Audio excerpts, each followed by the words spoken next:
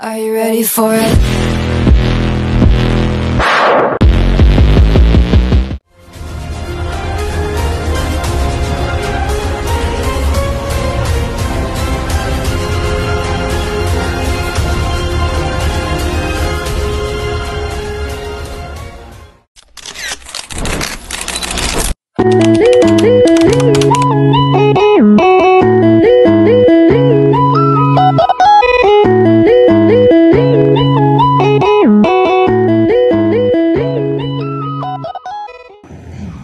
Assalamualaikum warahmatullahi wabarakatuh.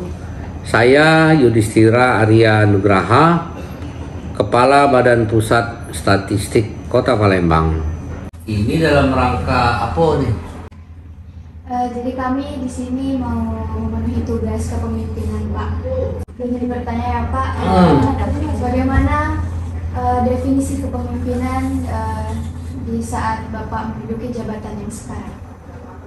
Definisi kepemimpinan itu secara teoritis apa secara kenyataan? Secara kenyataan. Secara kenyataan itu sama sebenarnya dengan teoritis. Kepemimpinan itu feminis ya? Feminis itu apa? Mengelola. Jadi yang dikelola apa? Yang dikelola. Jadi kepemimpinan itu ini sih kalau dalam bahasa kerennya tuh biasa bahasa teorinya. Buku apa yang baca tentang kepemimpinan? Buku siapa? Peter Drucker.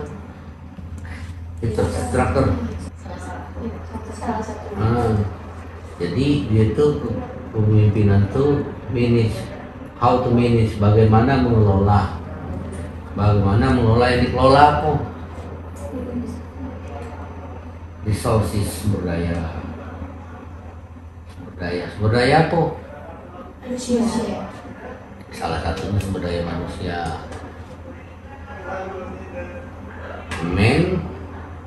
Money, material.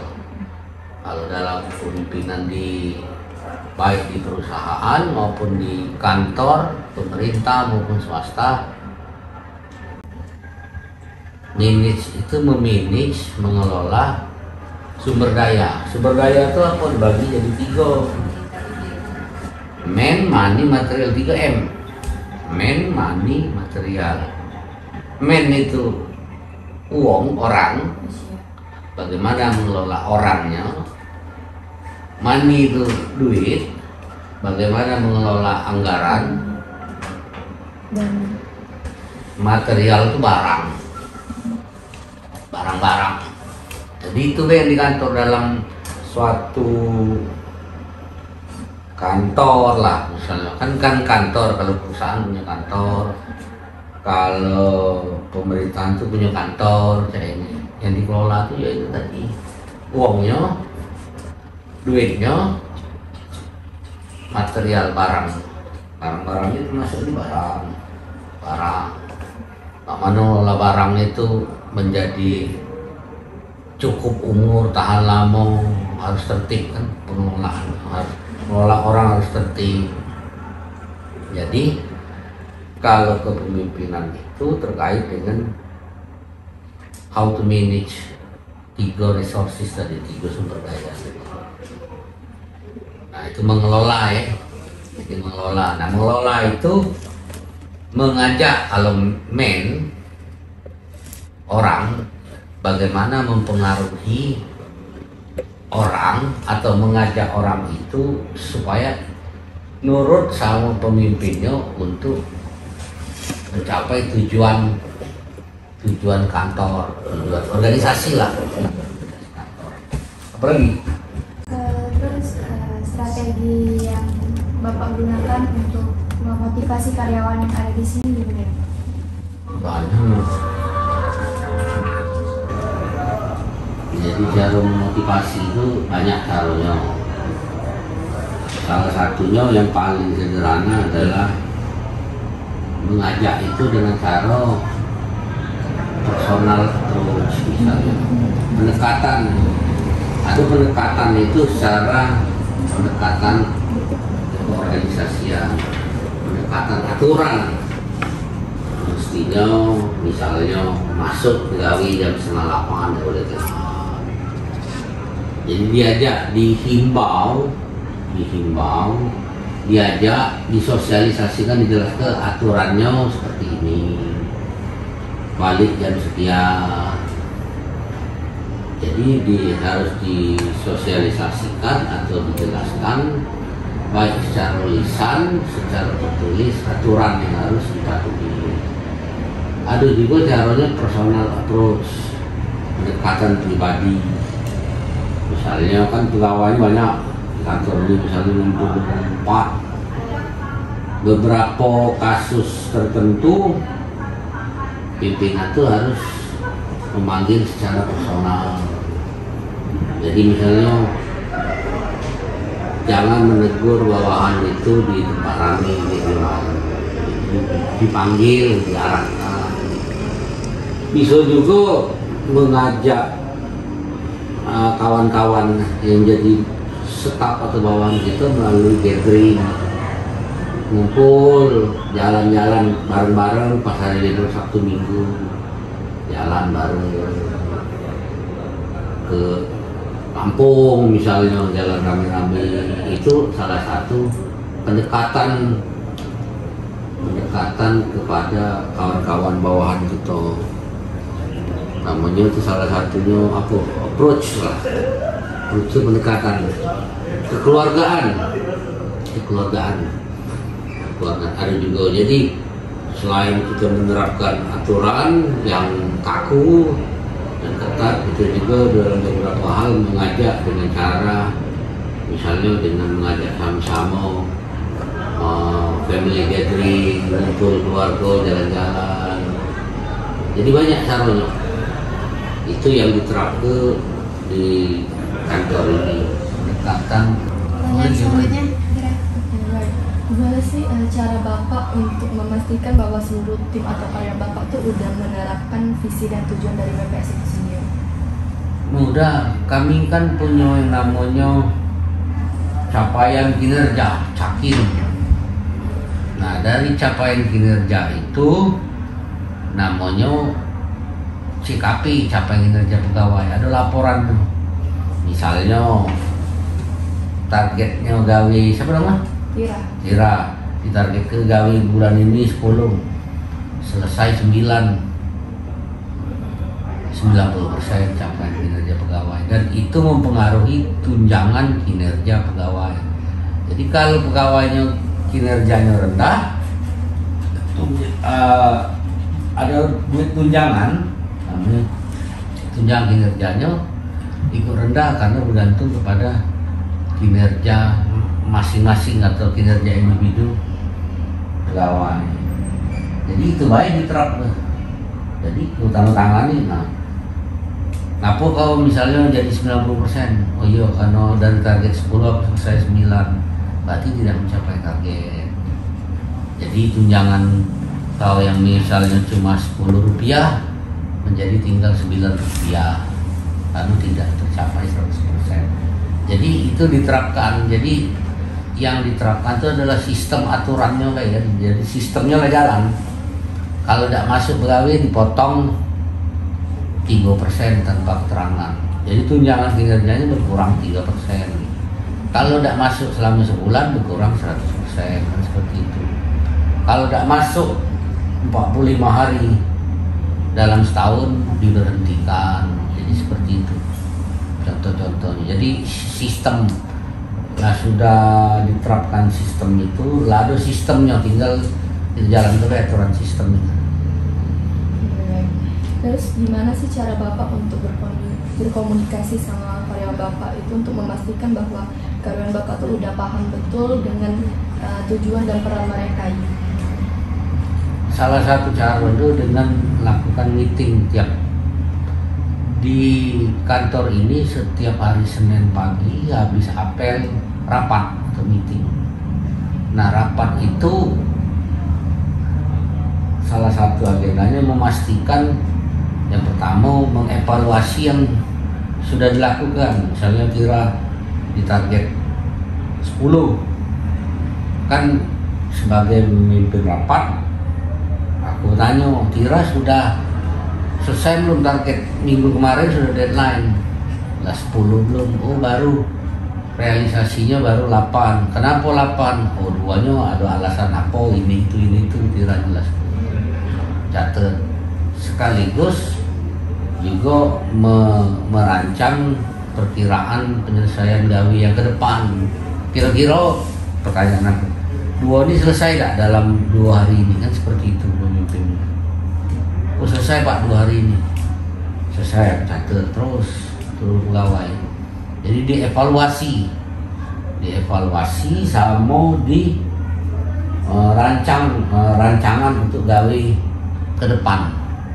Jadi salah satunya dengan mekanisme rapat rutin setiap hari Senin, dan itu juga tidak menutup kemungkinan dalam hari-hari lain selain hari Senin bisa baik jika dipandang perlu dilakukan pertemuan atau rapat khusus, rapat dadakan, rapat khusus.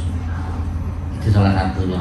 Nah disitulah kita salah satu menerapkan atau mengimplementasikan strategi-strategi apa yang harus dilakukan untuk mencapai tujuan. Itu. Ya bisa. Betul.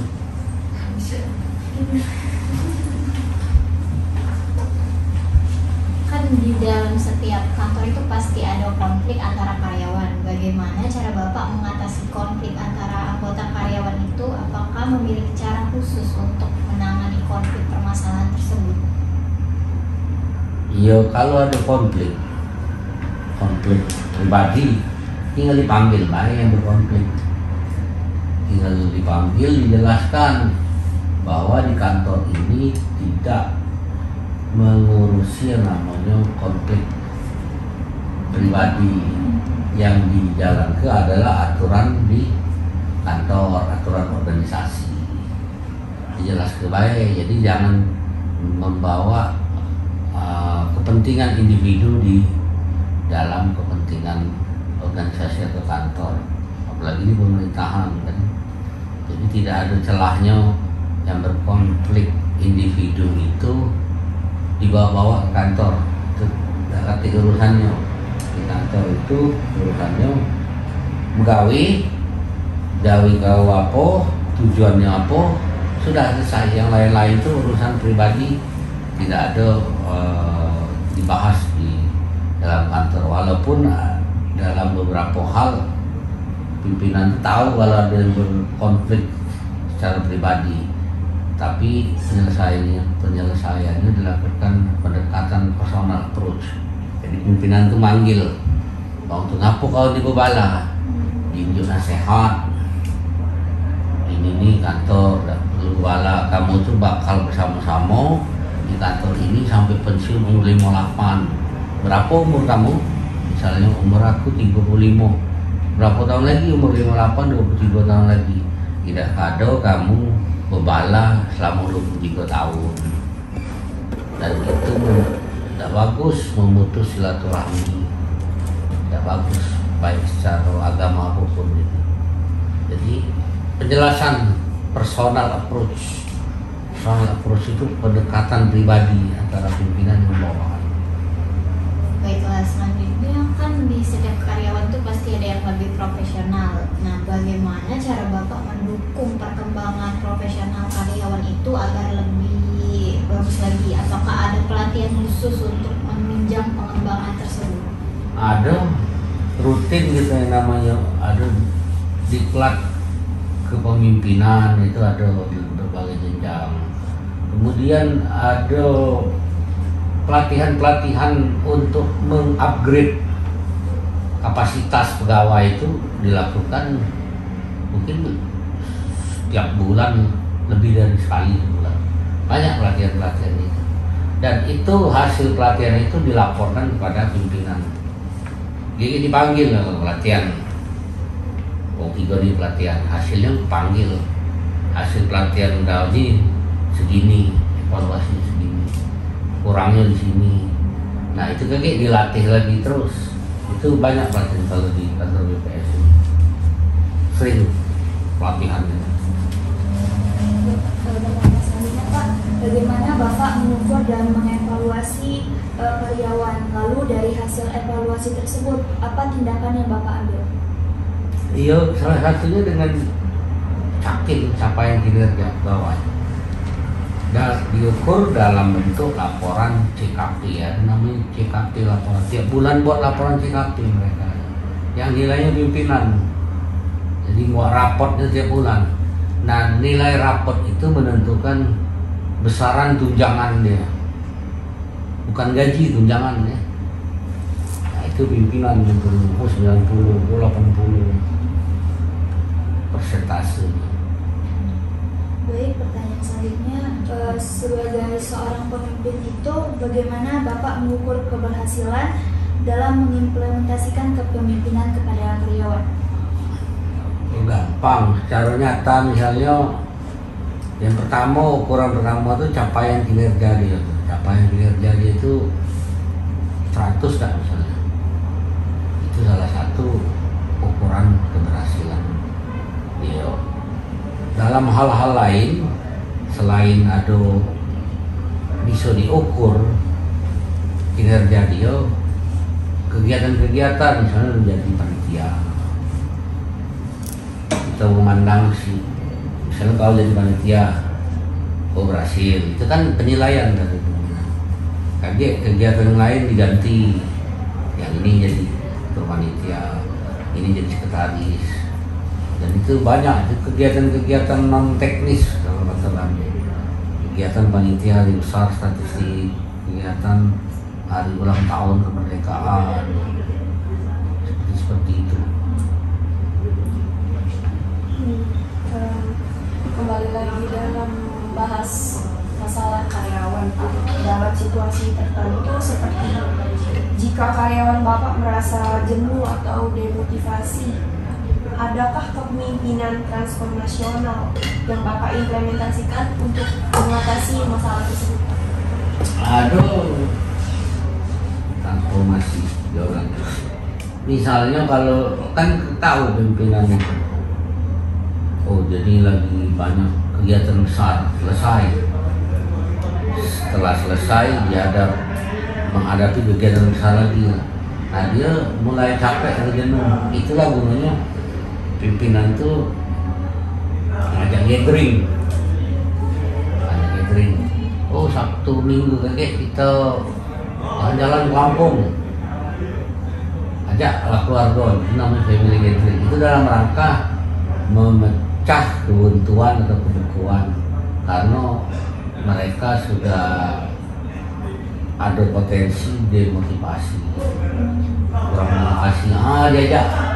Diajak ini jalan-jalan, diajak rame-rame, diajak misalnya jalan-jalan ngumpul di satu tempat, ada permainan misalnya, ngumpul lah, gathering.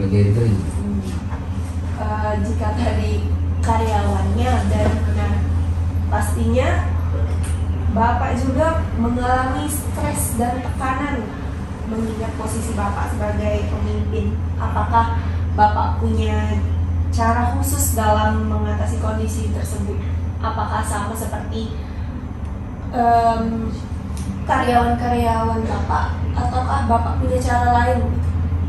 Jadi salah satu syarat menjadi pemimpin itu, dia sebisa mungkin jangan menampakkan bahwa dia sedang dalam kondisi kesusahan atau kesulitan. Karena kalau pimpinannya merasa susah, bawahannya lebih susah lagi. Bos aku lagi saro, aku lagi kami. Jadi syarat pemimpin itu dia harus selalu seolah-olah menikmati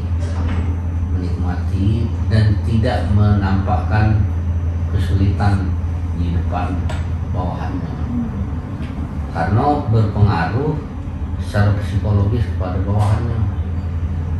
Jadi itu. Nah, salah satunya macam-macam itu pribadi. Setiap pemimpin itu secara pribadi ada cara untuk eh, keluar dari masalah itu macam-macam. Bisa jadi dengan istirahat yang cukup, misalnya bisa jadi dengan hobi makan yang dia senangi, bisa jadi dengan dia jalan-jalan dengan keluarganya, macam-macam caranya. Tiap orang beda-beda, tapi secara prinsip tidak boleh dia menampakkan kesulitan kepada bawahannya. Profesional. Tidak boleh kalau pemimpin itu, karena bos kami lagi buntu, lagi saro, apalagi kami. Nah, itu. Baiklah, untuk pertanyaan selanjutnya, bagaimana Bapak memastikan adanya keterlibatan karyawan dalam pengambilan keputusan dan perubahan